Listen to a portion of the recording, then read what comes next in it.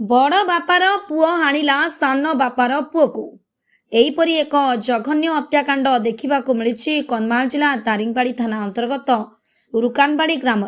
सूचना अनुଯାयी सकाळे 7:25 समय सान बापा एवं पुओ एलियास पडरा 35 वर्ष हल्दी पदर को हल्दी लगाइबा जाइथिबा समय बड़ बापार पुओ तपन पडरा परपंका ग्राम पदर को जाई जमीबाड़ी पाई झगड़ा करने आरंभ करथिले।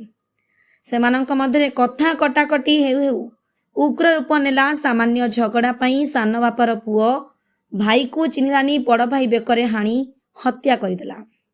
रुकानबाड़ी ग्रामर नुआरा पडरा बड़ बापांक पुओ तपन पडरा जिखारिय पडरा सान बापांक पुओ को एलियास पडरा 35 वर्ष को टांगिया हाणी हत्या करिथिबा सूचना मिली।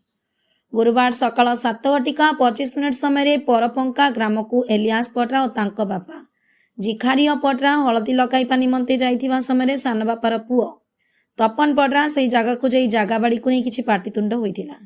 ते तपन पडरा उत्त्यक्त होई तांको सान बापार पुओ को टांगिया हाणी हत्या करथिला।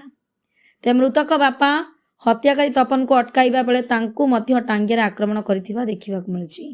तेज हत्याकारी युवकटी हत्या पर लुचिया पलाइथिबा बेले दोषी को धरी दारिंगबाड़ी पुलिस अटक रखी पचरा उचरा करुछि। एने परिवार लोके दारिंगबाड़ी थाना केस नंबर 116/26 रे मामला देइछंती। बालीगुड़ारू Salman Bindhani report fast news Odisha.